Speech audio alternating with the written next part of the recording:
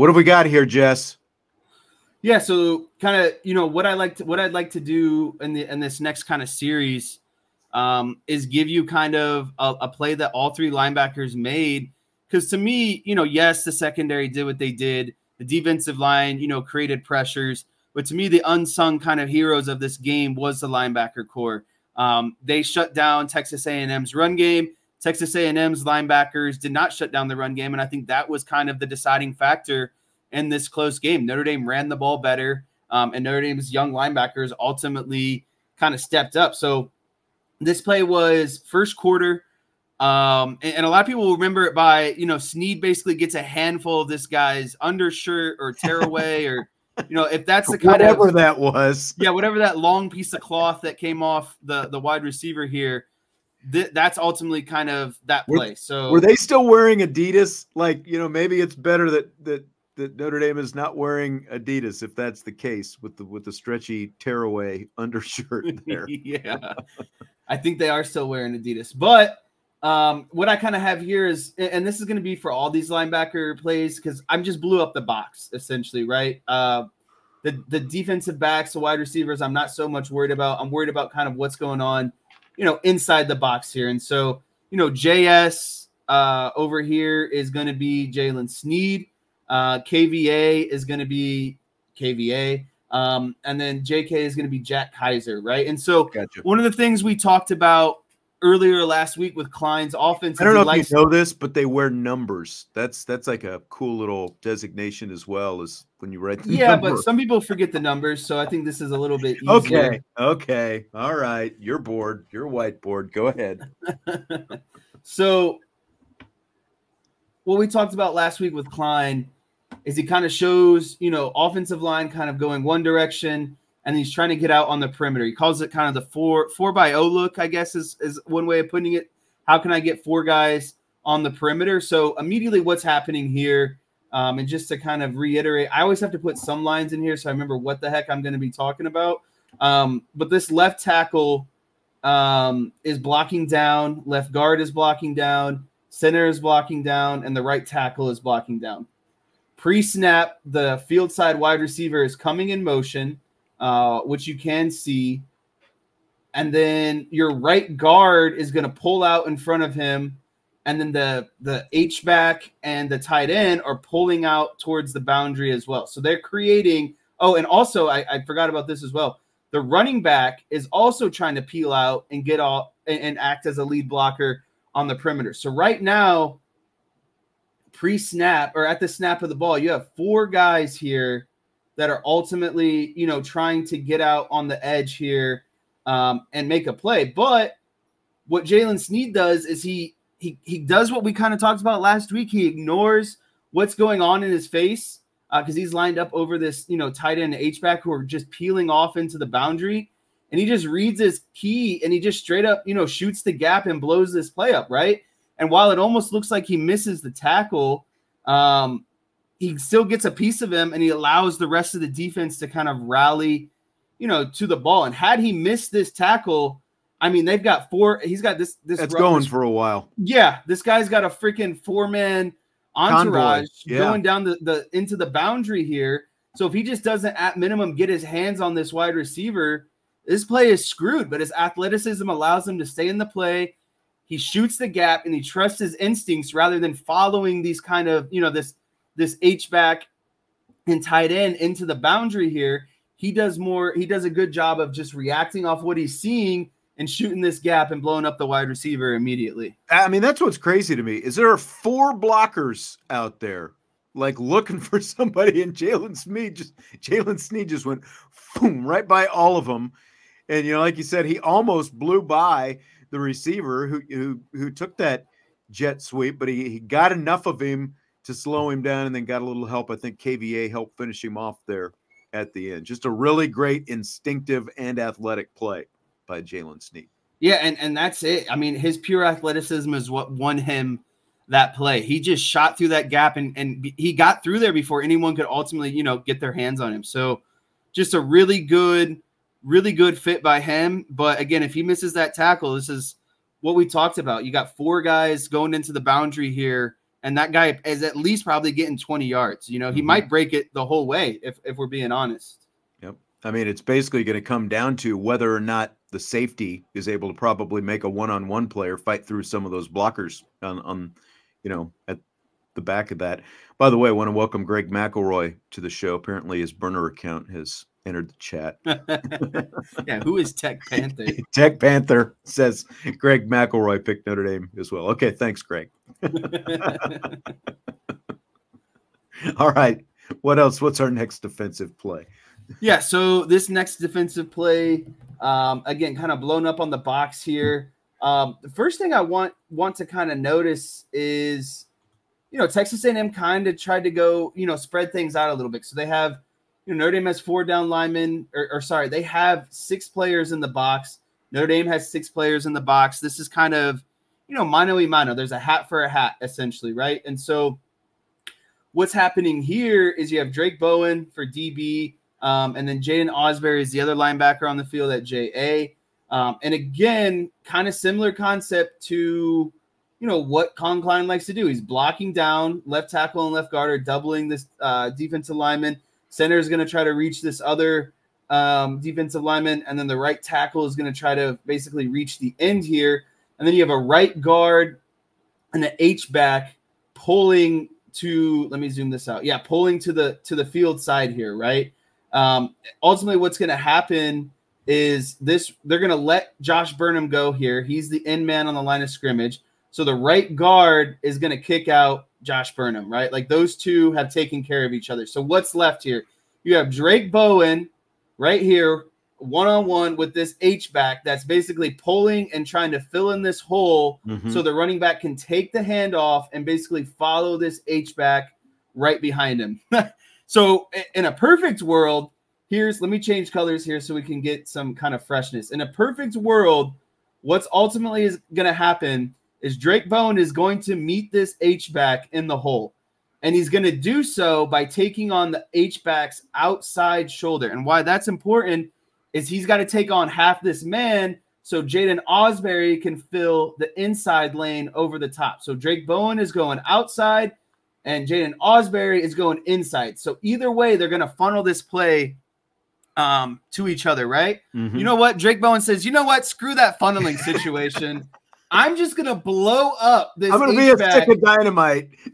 I am just going to absolutely blow up this H-back into the backfield, into the running back, and just make the whole play by myself. And that's exactly what he did. He blew up the H-back.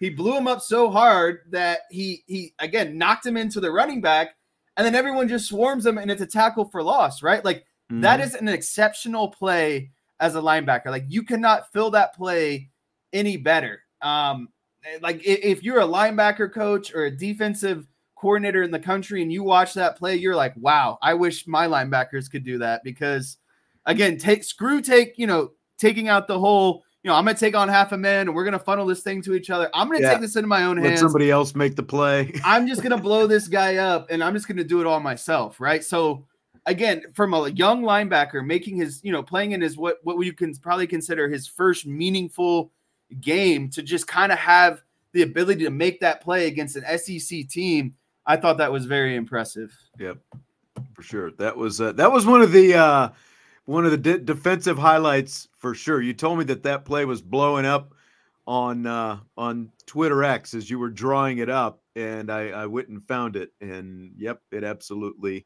did. It literally and figuratively blew up this afternoon.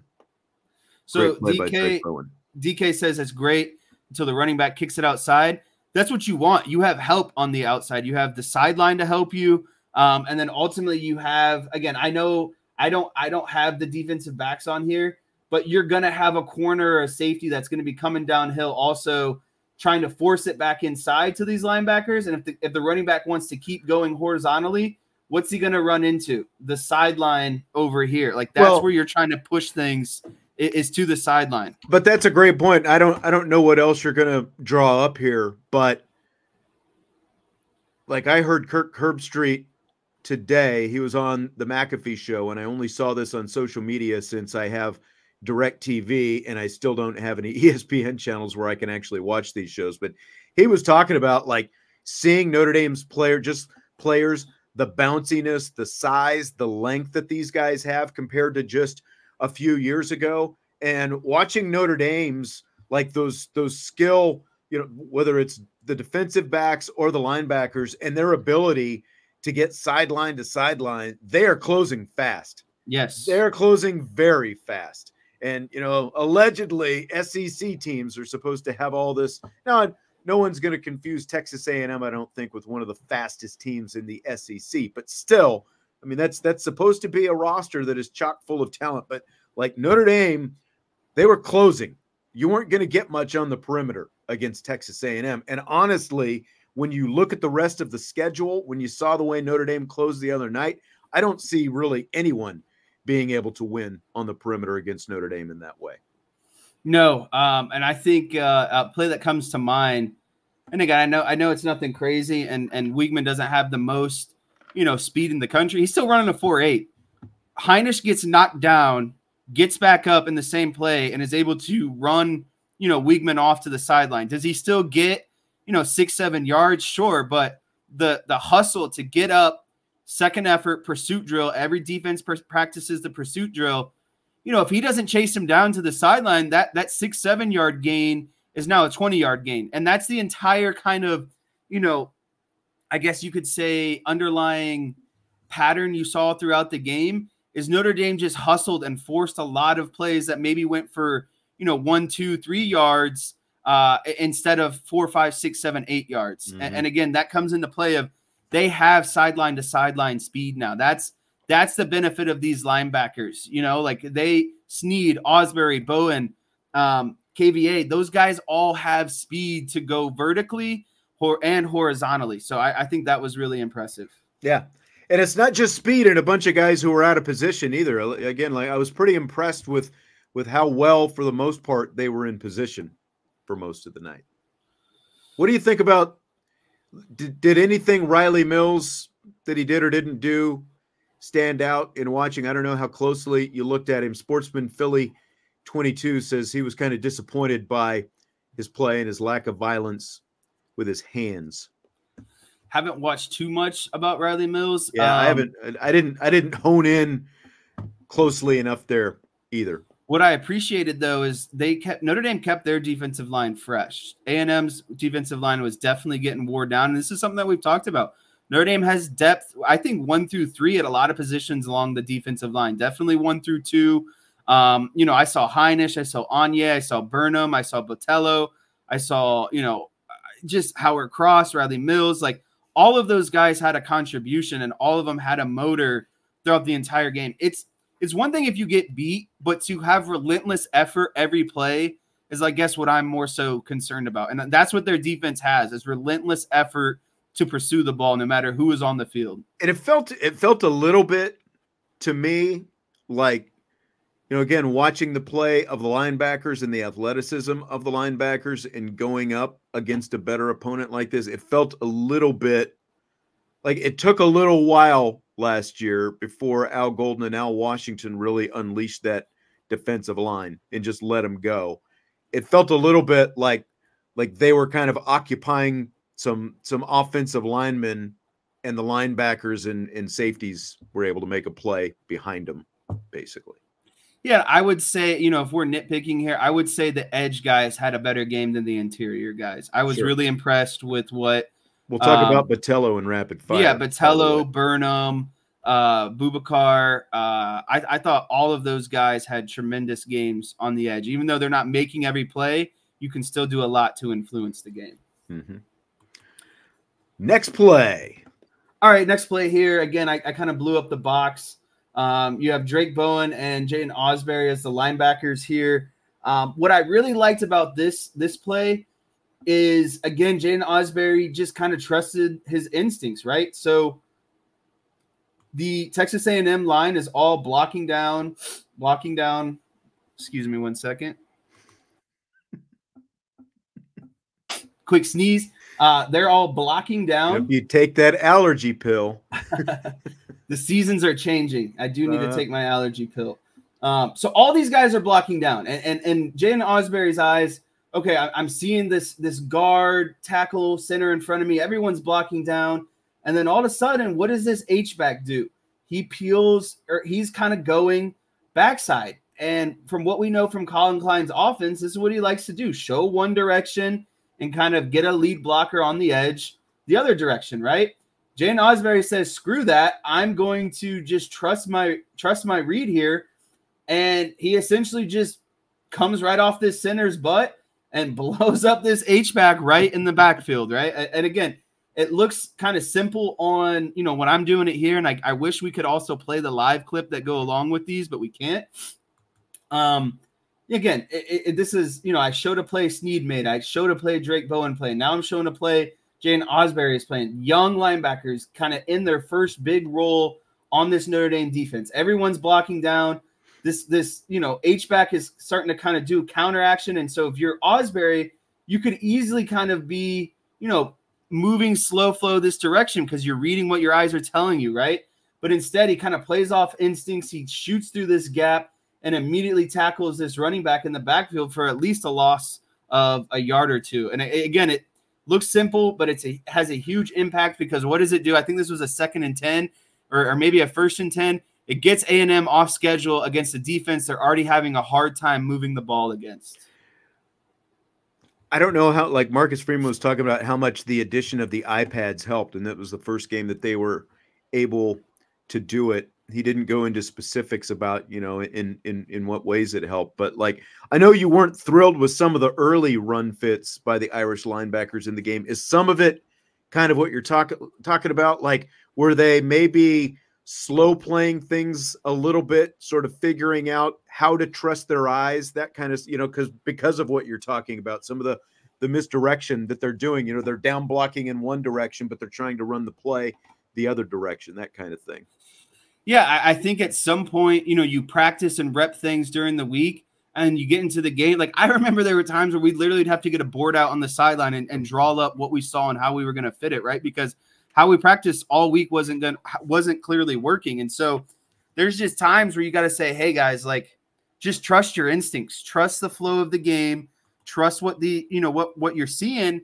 And the good thing about Ausberry, Bowen, Sneed, well, like we were talking about, they have the athleticism to make up ground, like once they make up their decision, make their mind up, just shoot the gap and go, right? Like just trust what your eyes are telling you and go blow up the play. And that's exactly what happened on all 3 of those plays I just went through. Sneed shot through, unblocked, gets a hold of that wide receiver. Drayk Bown says, you know what? Screw it. I'm going to be a stick of dynamite. I'm going to blow this guy up as fast as I can in the backfield. And again, on that last play, Ausberry does the same thing. He gets in the backfield immediately and blows up that play behind the line of scrimmage. Great stuff so far. You're on a roll. Is that it for the defense? Are we shifting to offense, or do you have any more defensive stuff before we move? I'd like to shift into the offensive side. I'll try to be a little bit quicker here. That's okay. But I think it's been good stuff so far. Like if Salty's engaged, I mean, I think that, you're winning at this point. I wanted to kind of go over what I thought were some of the most important plays offensively. And I'll first start with this tight end completion to Flanagan. This was around, I think, like the 8-minute mark in the third quarter. Notre Dame ends up getting their first touchdown after this. So they complete this play, and then they have the big run that gets called back on a penalty, and then the next run is where Jadarian Price scores. But again, to me, this play is what ultimately, set it up. So Notre Dame has what you would consider 11 personnel here, 2 wide receivers, the ball's on the right hash, 2 wide receivers to the field side, 1 wide receiver and a tight end into the boundary, and the running back is also lined up into the boundary. And disclaimer here, I wanted Notre Dame to find a way to push the ball downfield to the tight end in the second half. I thought that's kind of where they had the mismatch.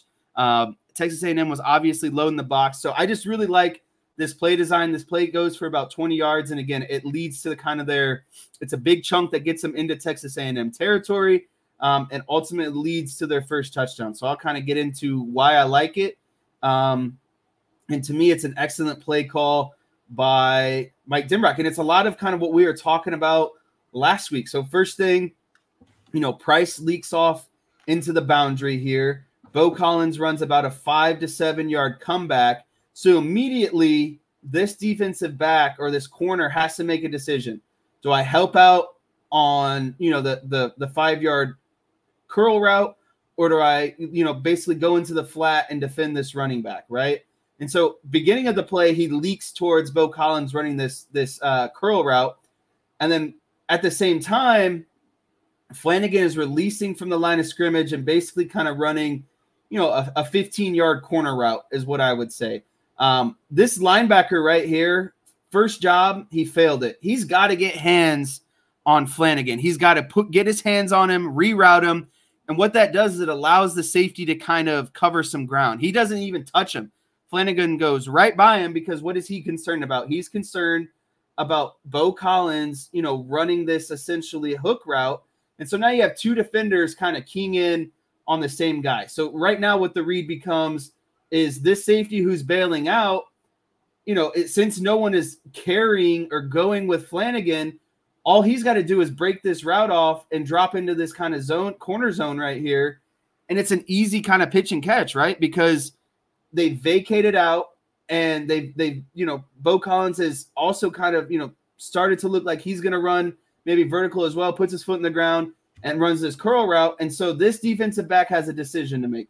Am I going to stay, underneath in the flat, or am I going to help out on this Flanagan route? If he drops in the Flanagan route, all you got to do is dump it off to your running back in the flat, who's now got, basically one-on-one with the linebacker. Okay, this corner decides to stay. Well, now Flanagan has one-on-one with a safety that's bailing out, and it's an easy pitch and catch for about 15 to 20 yards. Big play. Yeah, and that's where the passing game kind of came to life, it seemed like, when Flanagan started to get a little bit more involved in things. Nice, easy play. All right. I loved it. I felt like that was there the entire game. Yep. Okay, so this to me, Salty, I hinted at this at the beginning of the show. This is the 3rd and 5 on the final touchdown drive. Ooh, okay. This to me is what I would consider the most important play of the game, because if Notre Dame doesn't pick up this first down, you can zoom in on this a little bit if you want. If Notre Dame doesn't pick up this first down, they're punting the ball back to Texas A&M and basically letting them kind of decide the end of the game, in my opinion, right? So here's what happens. Notre Dame is middle of the field. They are in 10 personnel. No, actually, I think they're still in 11 personnel. This Z wide receiver is a tight end. He's just split out. Okay. So they're in 11 personnel, trips to the right side, single wide receiver to the left side, and then your running back is also split out to the trip side. So immediately, this is what we talked about too. This is Mike Elko's money down here, right? Like the 505 defense. They decide they're going to go man and bring 6 guys. And so pre-snap, what happens is Greathouse, he starts to go into motion, right? He starts to go into motion. And I'm sitting there thinking, I'm like, how are they going to pass this off if they're in man? Like, what are they going to do here if they're going to be in man? And so then immediately what I see is, let me get a different color. This linebacker starts to kind of do like a finger guns type of situation, right? And to me, that's indicating who's going to take Greathouse. And because they still showed zone, even though Greathouse motion, they didn't, no one traveled with him. They stayed in what they were doing, but they still ran man and they still brought 6. And so I think what happens is this linebacker, I just put the circle around. I think he was originally going to blitz, but because Greathouse comes into motion, he's giving this signal basically saying, I'm taking the motion man. I'm taking the motion man, right? And so they're still running man out of this. So your outside wide receivers, they're just vague. Ooh, that's a circle. Hang on one second. It's a very big circle. That's a very big circle. These outside wide receivers, they're just vacating the zone. They're getting the heck out of here. They're running verticals. That play is not designed. Just clearing things out. Yep. And the reason why this worked, this is a big roll of the dice by Mike Elko on 3rd and 5 here with a big drive on the line. He still wants to bring 6. He still wants to play man behind it. Let me ask you something. When Jaden Greathouse is going into motion, right? He's got a running start, and then he runs basically a 5-yard out route. In what world is this linebacker going to ever catch him? In what world is a linebacker, not even the end man on the line of scrimmage, lined up on the line of scrimmage, going to fly out of here and catch Jaden Greathouse on a 5-yard out route? This is what you call, to me, Mike Denbrock had to be saving this, for, the entire game for what he saw in the first 3 quarters. He saw what Mike Elko was doing on 3rd down. He saw how he had to beat it. He brings Jaden Greathouse in motion. Texas A&M still sticks to man, and rather than passing this thing off to, I don't know, the most outside linebacker, they asked this inside linebacker to come off the line to come off the line and guard Jaden Greathouse one-on-one on a 5-yard out route. Again, it looks simple on paper, but it was just a pitch and catch at that point, right? Because you were never going to catch up to him. And this bringing 6 and staying in man. You're chasing no matter what. Yeah. Mike Elko was banking on the pressure getting home. The offensive line did its job and gave Riley Leonard just enough time to get this ball out, step up in the pocket, and hit Jaden Greathouse on, to me, what was the most crucial 1st down pickup of the entire game. Oh, absolutely. Absolutely. I mean, they were, 1 for 11 prior to that? 1 for 11. They end up 2 for 12.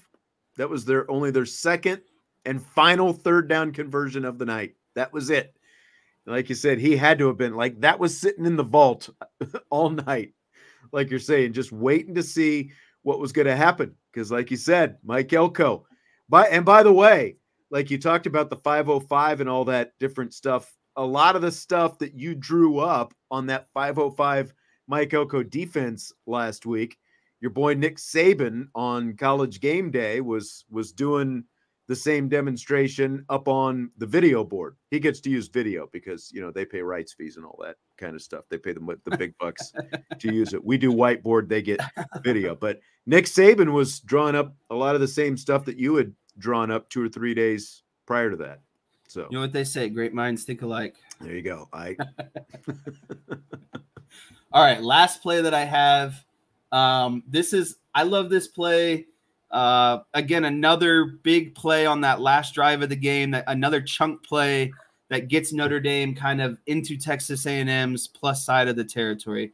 And just to kind of, before we get into this play, I know those runs by Love and Price are great, but I'm going to be honest with you. Once they got to the 2nd level, they just made guys miss, right? Like their linebackers, they juked the hell out of. Like that was the difference in the game. Notre Dame's linebackers were making plays at the 2nd level. Texas A&M's linebackers had their jock straps on the ground because they couldn't tackle Price and Love in open space. I'm serious. Like those plays, a lot of those runs should have been 5, 6, 7-yard runs that the linebackers clean up.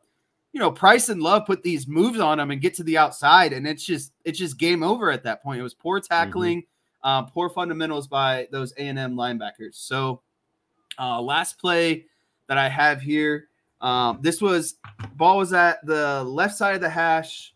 Notre Dame is in kind of a 12 personnel look here. They got, an H-back or wing kind of into the boundary, and they have 2 wide receivers, one of them being a tight end. The Z here is Jaden Thomas, so a bigger bodied wide receiver, right? And this is the QB power here that we're about to see, right? And so this is why this play was, again, so beautiful. Mike, it is so refreshing to have Mike Denbrock as your offensive coordinator because it's just the little things.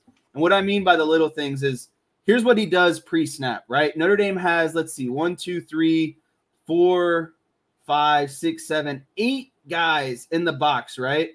Texas A&M, they got 7 or 8-ish kind of in the box. But what does he do immediately? He motions Jeremiah Love out of the backfield and lets him go, line up as a slot.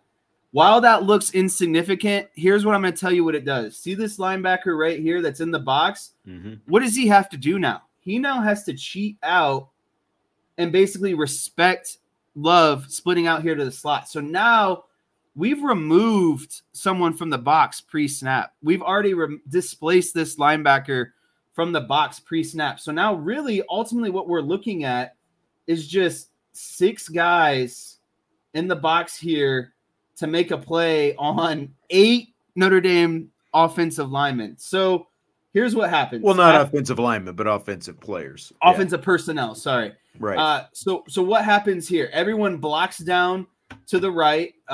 This wide receiver is going to try to basically seal off the linebacker. This H-back is now sealing off. Everyone's blocking down. And then what do they do after that? They bring a center and guard double pull into the boundary. And now Riley Leonard basically has a convoy himself going into the boundary here. And he's just got to make one guy miss. And he's got, a 10, 12-yard gain here. But again, to me, this was all set up by just the pre-snap, getting Jeremiah Love split out to the slot here. Because ultimately what happens is this linebacker is the guy who's going to be flowing over the top to try to clean this play up, right? Like, he's the unguarded hat that is going to try to fill over top to make a play at Riley Leonard over here. And what do? They give themselves an advantage by making him have to displace 3 to 4 yards by putting Jeremiah Love into the slot. This was one of my favorite plays. It's a play that I think we're going to see a lot, is this kind of double, guard center pull into the boundary here and just let Riley Leonard be an athlete, find the open hole, get big bodies in front of him. And again, just another chunk play to get into Texas A&M territory. And I mean, it's almost like a cheat code, I think, when you've got Riley Leonard back there, because you're just lightening up that box and there's one less body, one less athletic body that Leonard has to deal with, and you give him those kind of numbers and he's going to go for a while most of the time. Great stuff as always, Jess. Good whiteboard. I think out of breath. I think the curtain call, I think the follow-up might have been even a notch above week 1, I'd have to say. It's always fun being able to pick out your favorite plays, like that's, you watch the entire game and I just present the stuff to me where it's just like schematically what Notre Dame did just to really dominate their opponent. Yep. All right. Great stuff.